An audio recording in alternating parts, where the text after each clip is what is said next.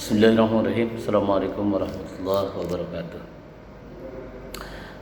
Alhamdulillah kita bertemu lagi pada perkuliahan usul fikih, dan pagi ini kita akan mengkaji tentang takhrij hadis. Memang takhrij hadis ini merupakan salah satu bagian dari ilmu mustalahul hadis. Ilmu mustalahul hadis yaitu ilmu yang mempelajari tentang asal usul suatu hadis, dan takhrij hadis merupakan bagian dari kajian usul mustalahul hadis tersebut. Pada awalnya takhrij hadis ini digunakan dalam upaya untuk mencari suatu hadis dari sumbernya. Misalnya kita seringkali menemukan penggalan-penggalan dari satu hadis dan kita tidak tahu hadis tersebut diriwayatkan oleh siapa dan bagaimana status hadis tersebut, apakah sahih atau tidak sahih, makbul atau mardud gitu ya.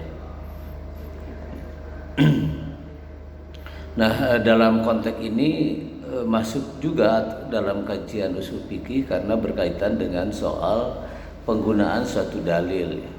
Kita tahu bahwa dalam perspektif usul fikih, Al-Quran dan hadis itu merupakan sumber hukum Islam atau merupakan dalil yang dapat digunakan untuk melakukan istinbat hukum.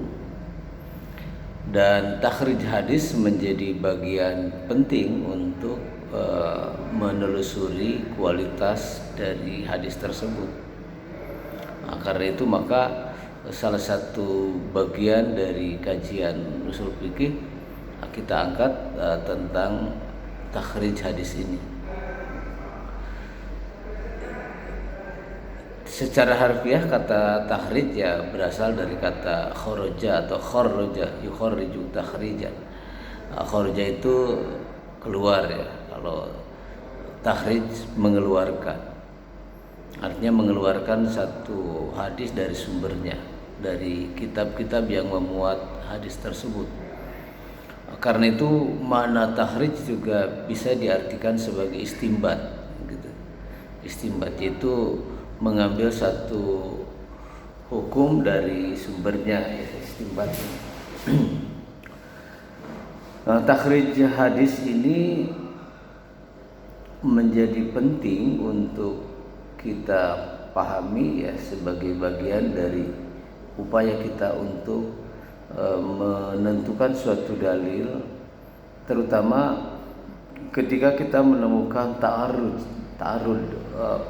pertentangan satu dalil dengan dalil yang lain, sehingga perlu ditakhrij, sehingga perlu ditashih ya, ditarjih, mana di antara hadis-hadis yang kontradiktif itu yang paling rajih, yang paling sahih. Nah, bagian dari upaya untuk mencari apakah hadis tersebut sahih atau tidak sahih, atau derajat dari satu hadis itu, maka ilmu takhrij menjadi penting. Ada beberapa metode di dalam melakukan takhrij ya. Takhrij yang pertama biasa dilakukan dengan cara mencari pada kitab-kitab hadis berdasarkan pada huruf pertamanya. Huruf pertama ya, misalnya kita ingin mencari hadis mambana masjidan banallahu baitan fil jannah, ya, barang siapa yang membangun masjid maka Allah akan membangunkan masjid untuknya di surga. Mana berarti kita harus mencari huruf atau beberapa hadis yang dimulai dari kata mim. Nah, maka cara melacaknya adalah kita mencari hadis yang dimulai dari huruf mim gitu. Jadi hadis man bana ini terdapat di kitab apa saja, maka kita lacak hadis dari mulai atau yang berawalan mim. Itu cara yang pertama ya. Dan banyak kitab yang memulai atau yang menjelaskan soal ini. Ya, pada umumnya misalnya pada kitab kamus hadis gitu dimulai dari kata pertama dari matan hadis itu. Kemudian yang kedua ada hadis dilacak berdasarkan kata dasarnya. Jadi kata dasar hadis itu jadi misalnya tadi dalam mencari hadis man bana masjidan bukan dimulai dari mim tapi dari bana. Jadi di huruf ba gitu, bana yabni. Jadi huruf ba. Nah, dicarilah kata asal dari man bana masjidan. Jadi kata bana baik dari fiil ataupun isim bisa saja. Jadi berdasarkan katanya, bukan huruf pertamanya tapi kalimat dari satu lafaz ya, kata itu. Itu cara yang kedua. Kemudian ada cara yang lain adalah cara berdasarkan nama mukharij atau nama dari sanad pertama, jadi berdasarkan sahabat misalnya. Jadi dilacak hadis ini atau hadis misalnya kita mencari hadis-hadis yang bersumber dari Abu Hurairah, hadis yang bersumber dari Ibnu Mas'ud misalnya gitu ya. Nah, maka dibukalah hadis itu. Jadi kalau sudah ada misalnya kita menemukan satu hadis yang disebutkan di situ adalah an Abi Hurairah gitu. Nah, maka kemudian dicarilah dalam kitab-kitab semacam Musnad Ahmad itu. Di kitab Musnad itu hadis yang diriwayatkan oleh sahabat tertentu apa saja, dan nanti akan ditemukan hadis itu di kitab apa dan seterusnya ya. Ada cara yang keempat adalah cara dengan melacak hadis berdasarkan tema. Jadi misalnya tadi hadis man bana masjidan gitu, berarti itu berada dalam kelompok hadis tentang keutamaan membangun masjid atau bab masjid lah gitu ya. Jadi tema tentang pembangunan masjid. Nah, nanti jatuh babul masjid misalnya, nanti akan ditemukanlah hadis-hadis yang berkaitan dengan soal masjid. Yes. Misalnya termasuk nanti akan kita jumpai satu hadis misalnya yang menggambarkan bahwa di yaumil mahsyar nanti ada sejumlah orang yang mendapat pernaungan Allah di saat tidak ada naungan selain Allah. Maka di antara orang yang mendapat naungan dari Allah di alam mahsyar itu adalah rajulun wa qalbuhu mutmainnun bil masajid misalnya.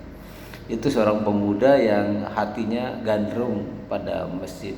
Nah, pokoknya hadis-hadis semacam itu akan didapatkan di dalam kitab semacam ya hadis tematik lah ya, tentang jadi kita mau membahas soal apa. Jadi kira-kira hadis itu berkaitan dengan soal apa. Misalnya hadis tentang zina, ya carilah di bab zina gitu. Kemudian hadis tentang gosab misalnya, mencuri. Hadis yang berkaitan dengan misalnya man gasa falaisa minna, tentang gasab, mencuri. Nah, barang siapa yang mencuri maka itu bukan umatku. Nah, itu di bab gasab. Nah, jadi kita akan cara yang keempat ini kita harus tahu bahwa hadis ini kira-kira menyangkut soal apa, temanya apa, tema hadis ini apa. Nah, kita akan melacaknya dengan cara mencari hadis berdasarkan tema tersebut. Itulah beberapa cara ketika kita menemukan atau mencari satu hadis berdasarkan sumbernya. Nah, nanti kalau sudah ditemukan gitu, sumber-sumber yang memuat hadis yang kita cari itu, maka kemudian di situ kita juga akan mendapatkan selain matan hadisnya secara lengkap, juga sanad dan rawi yang ada pada sanad itu secara lengkap. Dengan demikian maka kemudian kita juga akan menemukan kritik para kritikul hadis, ya, naqdul hadis, berkaitan dengan rawi-rawi tersebut atau rawi-rawi, para perawi yang ada di dalam sanad tersebut. Nah, maka apakah sanad atau rawi yang ada dalam sanad itu adakah orang yang dianggap oleh para kritikus hadis sebagai orang yang tidak adil atau kurang adil atau kurang dobat gitu atau apa gitu. Nah, yang bisa mempengaruhi pada kualitas hadis. Jadi, nah di situ para kritikus hadis itu kadang-kadang memang istilah yang mereka gunakan untuk menilai perawi itu, ya ada misalnya suduk ya, yang benar, tapi ada yang kadzib atau kadzabul kadzab bahkan gitu ya. Jadi para pendohong, para pembuat hoak gitu. Nah, kadzab jadi para pendusta misalnya. Nah, jadi kalau perawi yang ada dalam satu hadis dinilai oleh para kritikus hadis sebagai qalilud dabti misalnya, maka hadisnya menjadi hadis yang hasan. Nah, kalau memenuhi kriteria sebagaimana hadis yang sahih, maka hadisnya bisa dianggap sebagai hadis yang sahih. Tapi memang variabel kesahihan suatu hadis itu tidak hanya dari sisi perawi ya, tapi juga dari segi sanad dan juga dari segi matan. Makanya kriterianya untuk dikatakan satu hadis yang sahih, yang makbul gitu, yang dapat digunakan sebagai dalil, yang pertama adalah hadis tersebut diriwayatkan oleh seorang perawi yang adil. Perawi yang adil. Nah, perawi yang adil itu adalah perawi yang memang beda dengan adil dalam konteks fikih ya.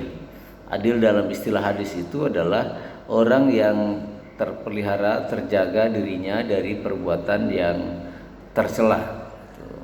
Bukan hanya terhindar dari kemungkinan dia melakukan dosa besar, tapi untuk dosa-dosa kecil pun dia bersih, steril dari perbuatan yang tidak baik. Nah, itu dikatakan sebagai adil.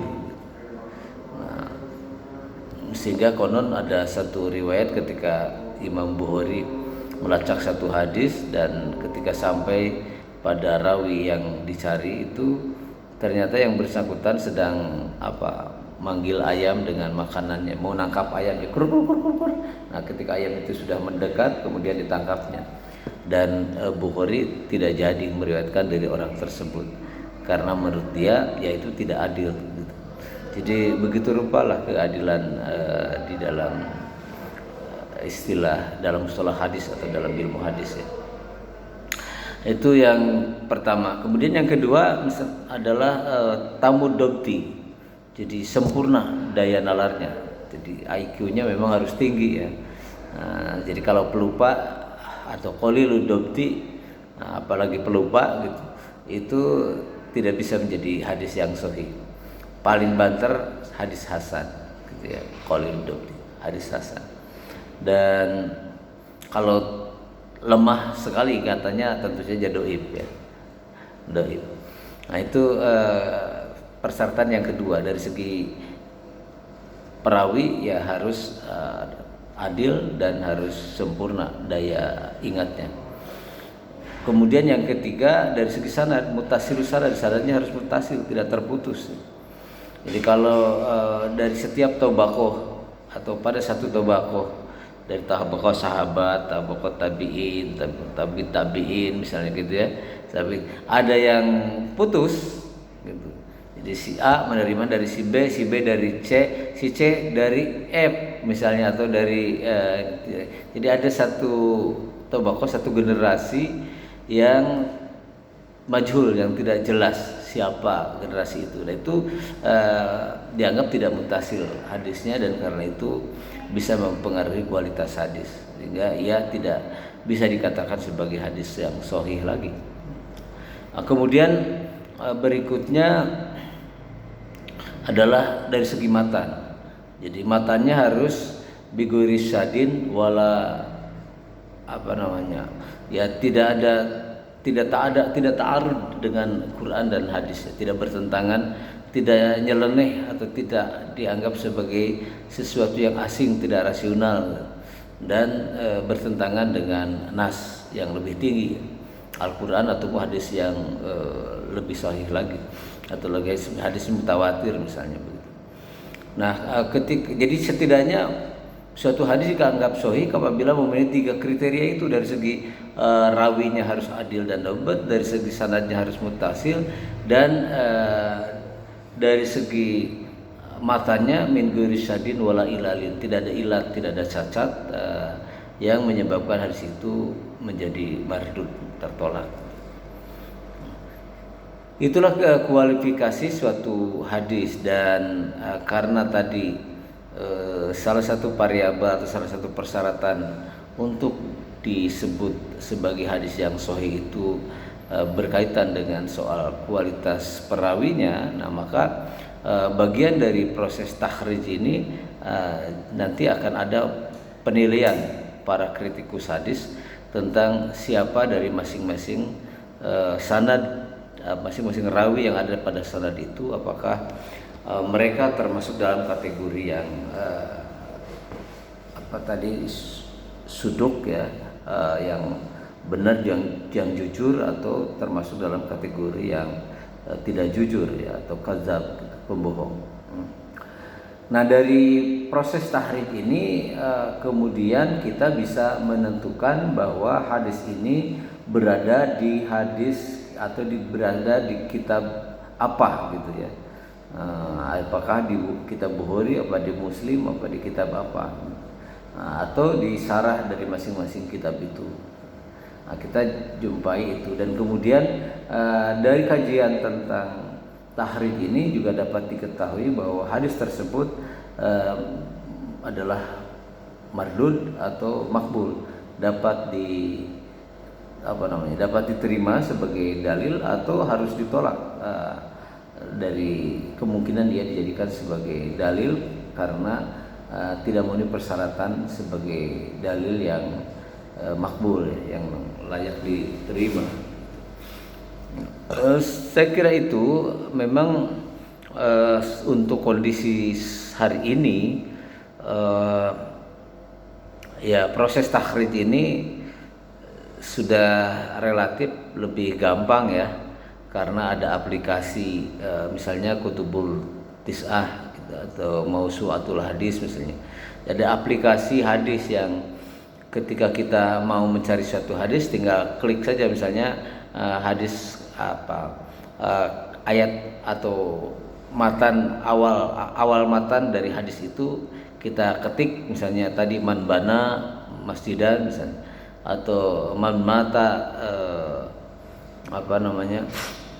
yaitu idza mata ibnu adama in qata amaluhu misalnya gitu. Nah, klik ya idza mata misalnya, maka akan muncul hadis itu berada di mana, dan kita akan bisa langsung di situ ada tabel bahwa hadis itu terdapat di kitab Bukhari juz sekian atau nomor sekian gitu. Di hadis Muslim di juz sekian halaman sekian, atau di bab ini dan seterusnya. Jadi bahkan kita bisa membuat tabel gitu.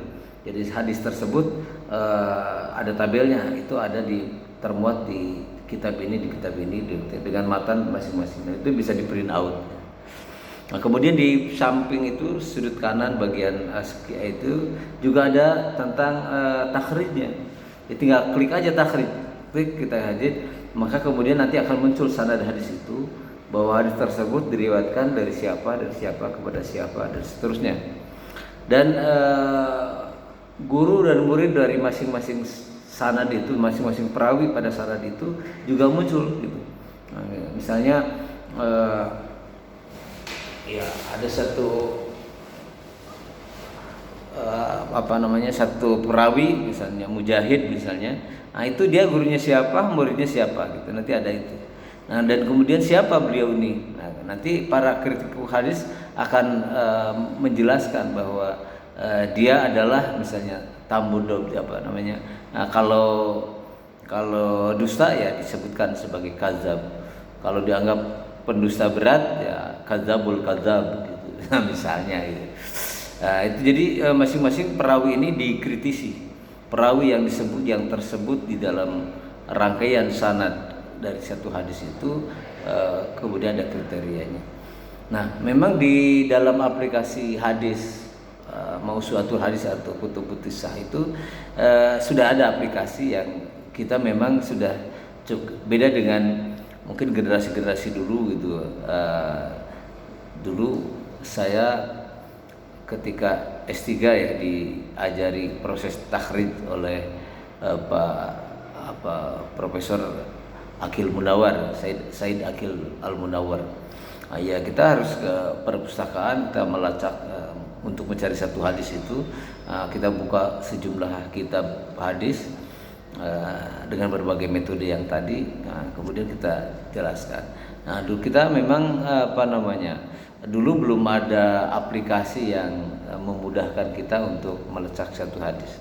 Tapi sekarang sudah sangat mudah melacak keberadaan satu hadis itu di mana dan bagaimana kualifikasi hadis itu, sudah dengan mudah kita bisa mendapatkannya. Saya kira itu yang bisa saya jelaskan berkaitan dengan takhrij ya, melengkapi apa yang tadi sudah disampaikan oleh para pembakalah. Terima kasih atas perhatian saudara sekalian. Mudah-mudahan Allah senantiasa memberi kesehatan dan selalu memberi rahmat dan hidayah kepada kita, sehingga spirit kita untuk belajar terus tumbuh dan hidup dalam kehidupan kita sehari-hari. Walakum minkum, wassalamualaikum warahmatullahi wabarakatuh.